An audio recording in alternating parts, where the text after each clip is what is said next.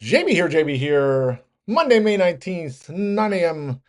Hope everyone had a great weekend. Talk really quick about the market. Some names I'm looking at go from the S&P futures in the red here, down about a 1%. It's kind of been chopping around here.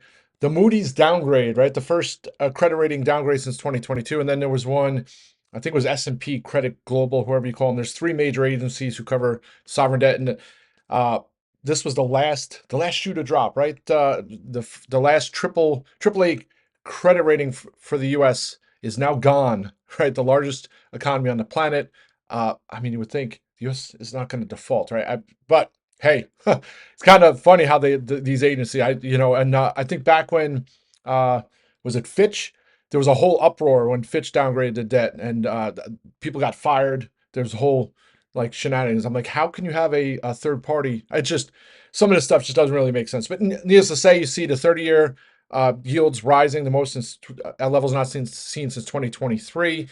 That's some of it. But then the 10-year, it's not even at January high. So I to me, this is like I mean, 12 years in the making. The last credit downgrade, I remember it was like the summer of 2023, and it actually there was markets tumbled. It was like, oh my gosh, they can downgrade the US debt. And that kind of like I use the proverbial like broke the seal, right? Similar to what Walmart did with tariffs last week, saying, hey, we're gonna have to raise prices. That kind of like broke the seal on the conversation around companies and retailers raising prices for tariffs. Now, I mean, this credit rating it's like 12 years too late.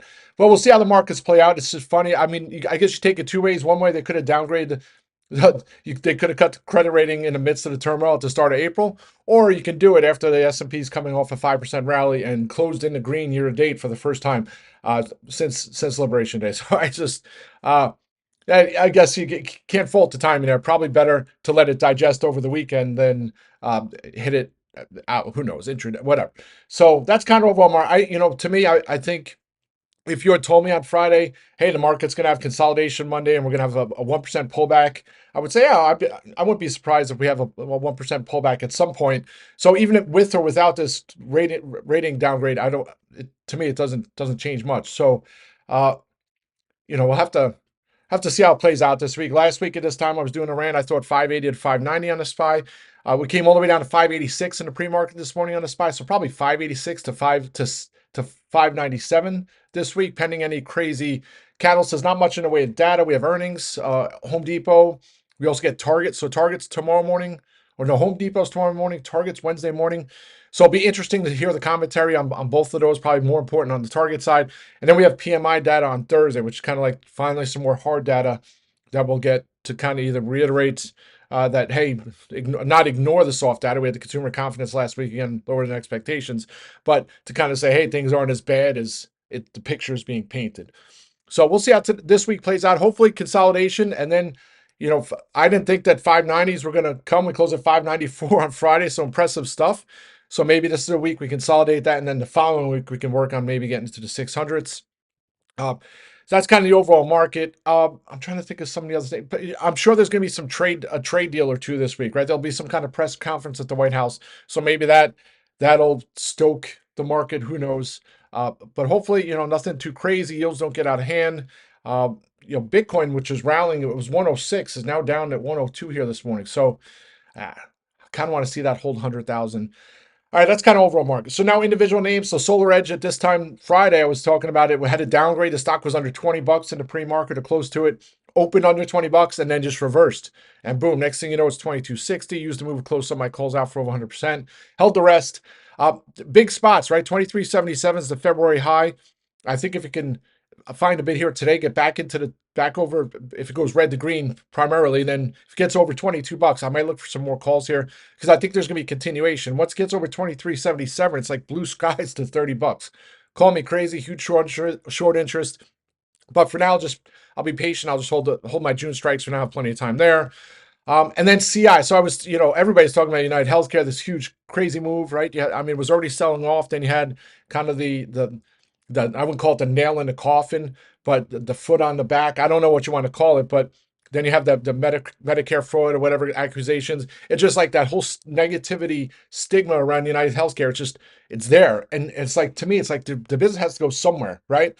So to me, like the business goes Humana or Cigna. So that's why, I was looking at Cigna all day yesterday. I finally pulled the trigger on some spec lottos, and then I kind of passed on adding some lottos into this week. But if it's flat here in the pre-market, so if it's like 321, 322 in the early morning, after the open, I might look to get some spec lotto calls because I think it could trade up near 340 in the coming week or two. So that's kind of that.